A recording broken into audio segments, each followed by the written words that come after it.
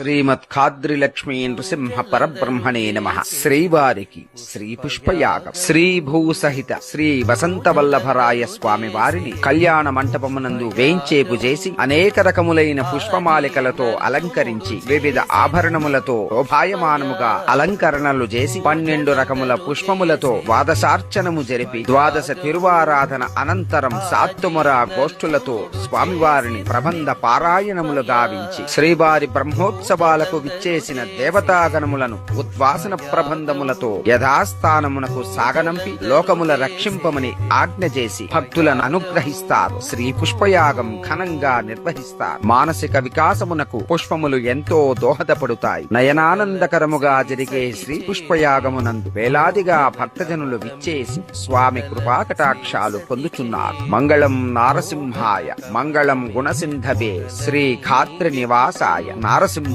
మంగళం.